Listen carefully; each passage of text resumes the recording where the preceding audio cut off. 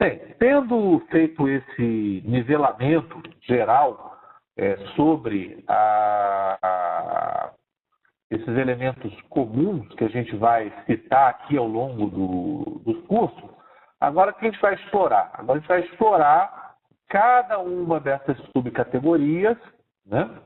E avaliar como que a partir dessas subcategorias a gente gera snap points no nosso processo de medição, começando pela categoria operações de dados e pela validação de entrada de dados. Quando eu tive contato inicial com o Snap, essa subcategoria foi a que me causou assim, maior dificuldade de aceitação. Eu entendi, para mim estava muito claro qual era o propósito daquilo, mas eu tinha dificuldade de aceitar que aquilo estivesse sendo mapeado para um requisito não funcional. Porque toda a bibliografia, todas as referências da ISO, toda a literatura, tudo que eu aprendi, validação faz parte da especificação funcional. Quando você descreve uma validação, você está descrevendo um requisito funcional. E por que essa validação estaria enquadrada no método de medição de requisitos não funcionais? Esse era um ponto. Eu pergunto aos senhores, eu ter uma crítica ou 10 críticas afeta a minha complexidade em pontos de função de maneira proporcional ou de maneira direta com relação ao esforço que eu tenho para desenvolver aquela validação? Vou formular a pergunta novamente. Eu ter 10 críticas, ou ter 50 críticas, né?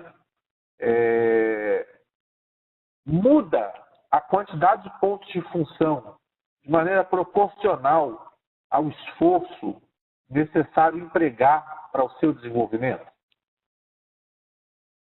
Lá na tabelinha de pontos de função eu tenho 3, eu tenho 4, eu tenho 6 pontos de função, que varia de acordo com os campos e de acordo com os arquivos referenciados.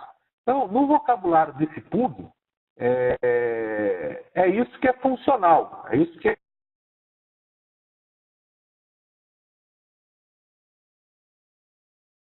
a complexidade funcional. Porque as validações não são capturadas de maneira mais específica na medição em pontos de função, ela é medida pelo SNAP complementarmente ao que é feito no ponto de função. Então, essa que é a lógica do ICPUG eu colocar isso. Eu falo isso agora porque foi um fator, na época em que eu estava tomando assim, o primeiro contato com o método, que me causou uma certa dificuldade de seguir em frente. Não porque eu não tivesse entendido, eu entendi, mas eu não estava aceitando isso, né? Então, a lógica por trás dessa decisão é que eu preciso ponderar, eu preciso pesar esse comportamento relativo ao requisito dessas críticas, coisa que não é feita de uma maneira mais direta quando eu trabalho com a APR, né? Então, essa subcategoria ela se refere a operações que são feitas para permitir apenas dados certificados, pré-definidos, ou para evitar a aceitação de dados não certificados. Qual que é o compartimento que eu vou avaliar? É o processo elementar. Então, se eu tiver uma crítica que precisa ser incluída em determinado requisito, eu tenho que identificar todos os processos elementares que sofrem aquela mudança por causa daquela crítica, né, e realizar a avaliação desses caras. Outra coisa que essa subcategoria me ajudou também a entender melhor o funcionamento do SNAP, né? Num projeto de desenvolvimento, eu vou pegar as validações de cada processo elementar e avaliar a contribuição de pontos SNAP de cada processo elementar que eu estou desenvolvendo, né? Então, isso ilustra a aplicabilidade do método não só para fazer manutenções, mas também para medir um produto ou medir um projeto de desenvolvimento, né?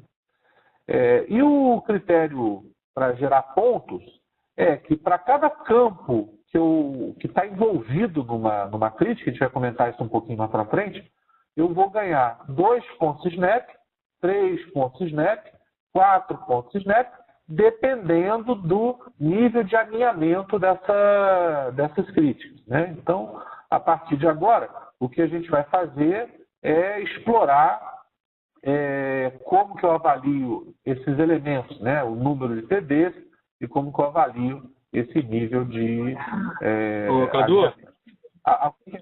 Cadu? Oi, é Pires? É Pires. Uma coisa interessante, só um parênteses interessante, tá? É que validação, tá? Eu entendo como são requisitos funcionais, tá? E, na verdade, ela está se encaixando aí na avaliação, na pontuação de requisitos não funcionais, tá? Acho que é por isso que cria um certo, sei lá, como você falou. Dá uma certa dificuldade de aceitar, né? São requisitos funcionais, né? No fundo, validação é requisito funcional. Exatamente.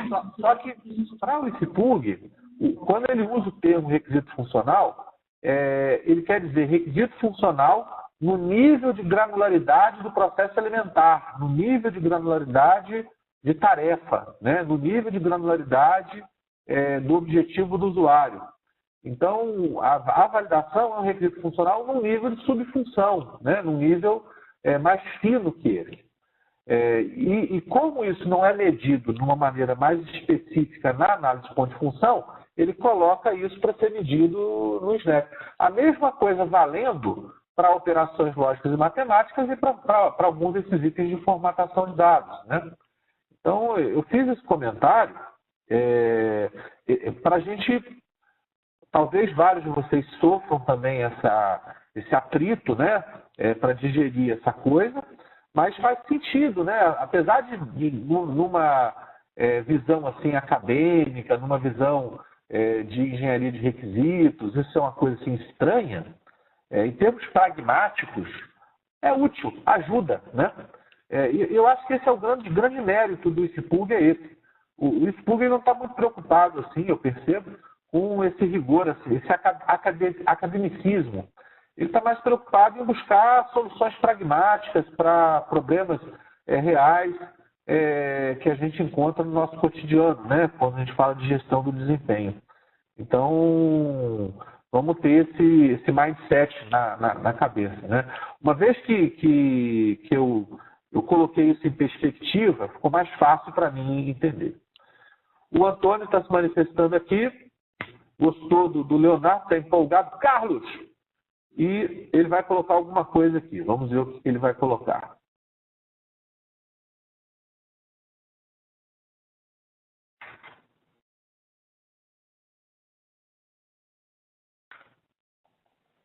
Ih, rapaz, acho que ele desistiu.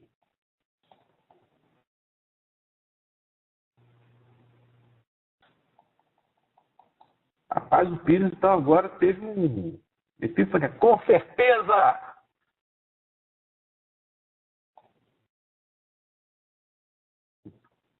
Antônio, diga lá.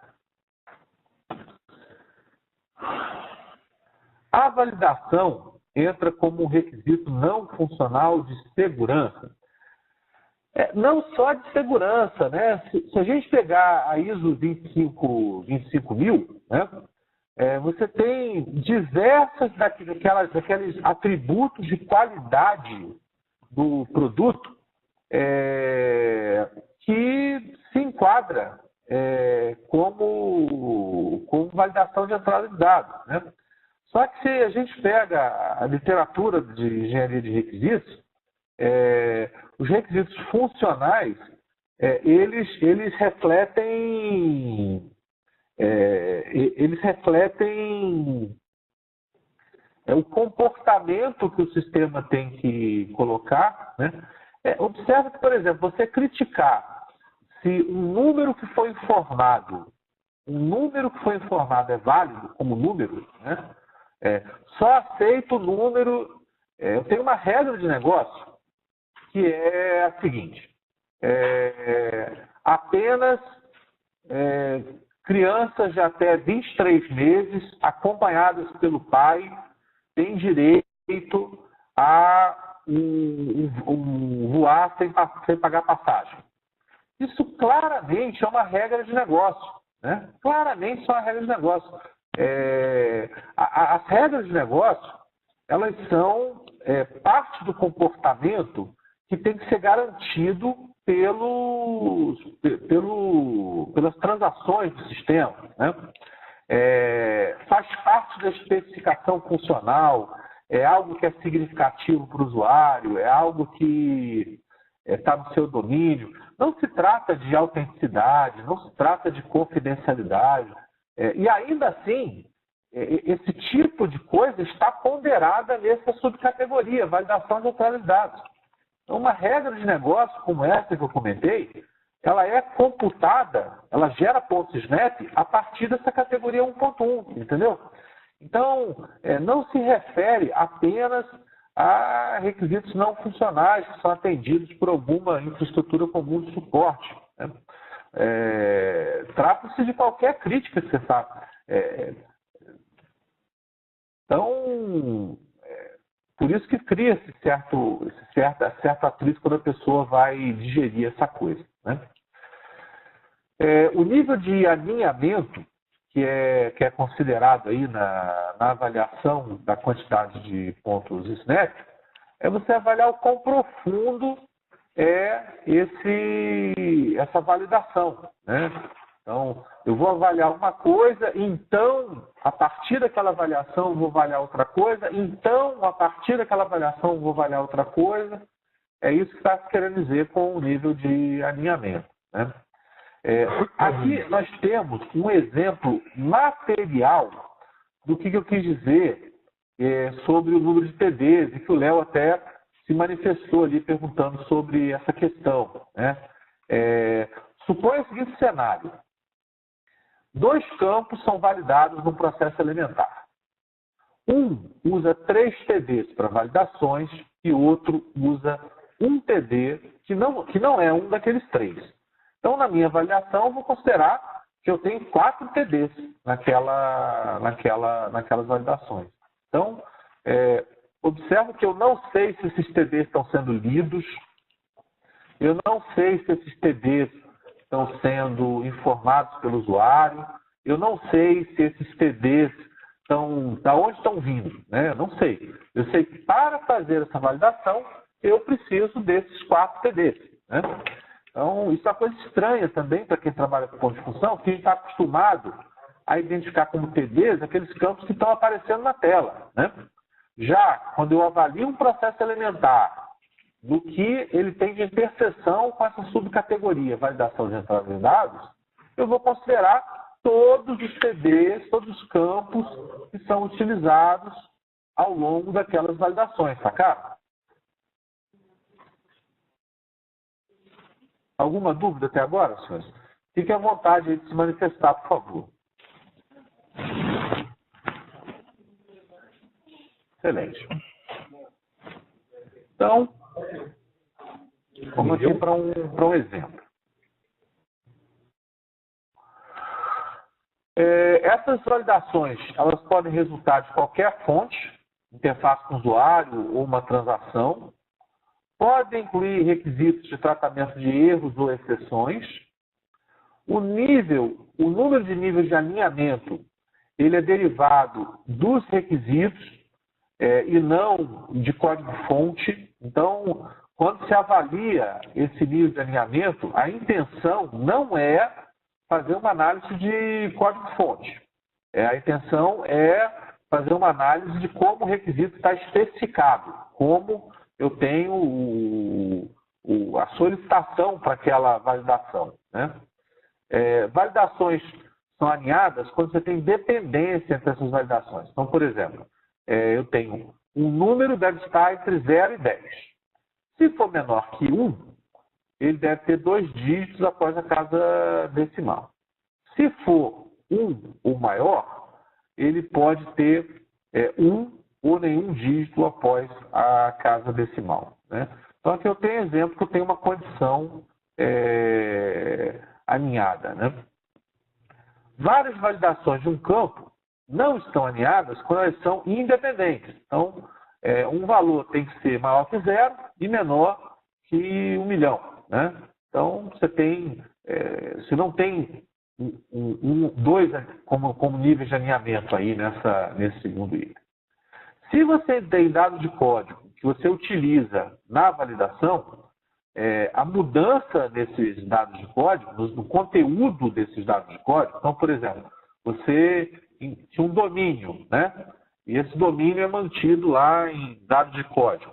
E aí você precisou criar um novo domínio. Isso vai gerar uma pontuação nessa categoria validação de entrada de dados, né? Como vocês veem,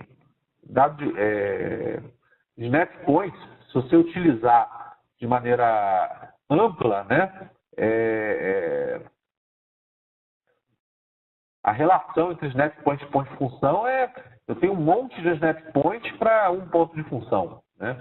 Imagina, você pegar os processos alimentares, pegar todas as críticas deles e aplicar essas tabelas, né? Eu penso que por isso que a adoção do Snap Point esteja acontecendo aqui de maneira assim gradual, considerando algumas subcategorias. Então, qual que é a missão que os senhores têm, né? A gente tem um sistema, que é um sistema que captura pedidos de uma loja de varejo, e você tinha campos de texto livre. O cara preenchia o que ele queria. E aí a ideia agora é você criar uma lista de valores válidos para melhorar a acuidade desses dados e reduzir falhas em pedidos em função dos erros de validação. Não se solicita nenhuma funcionalidade nova, e a ideia é que você verifique país, estado, região, município, logradouro e número da residência. A descrição do produto, ela é uma hierarquia também, né? O caso de cima é uma hierarquia, eu verifico o país, então, em função do país, eu verifico o estado, então, em função do estado, eu verifico a região, então, em função da região, eu verifico o município, e assim por diante. Produto, a mesma coisa, né? Eu verifico o tipo de produto, então, o fabricante, então, o modelo, então, a cor. Essa solicitação afeta 2 processos elementares que são identificados. É o incluir pedido e o alterar pedido, né? Então, no que tange ao incluir pedido, eu tenho a validação da hierarquia e a validação do endereço.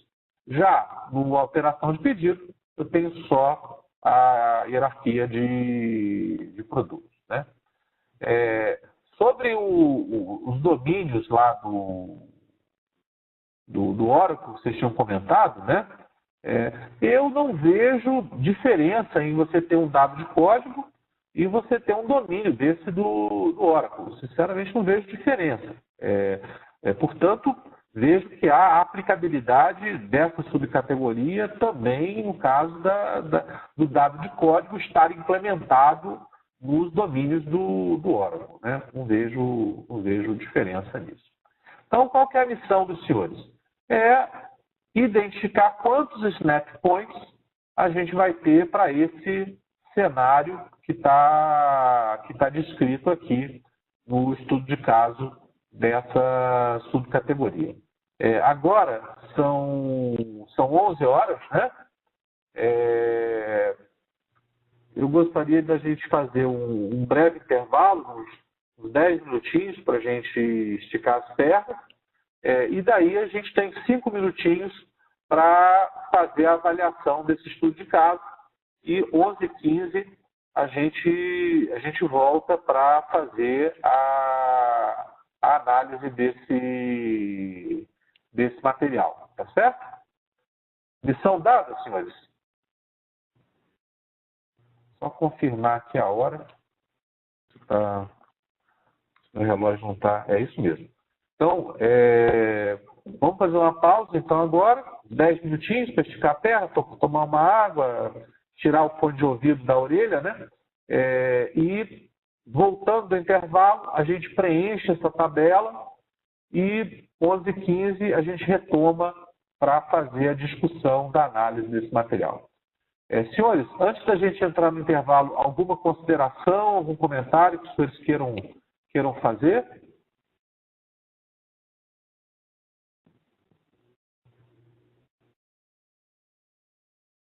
Beleza, dessa vez eu vou lembrar de tirar o som.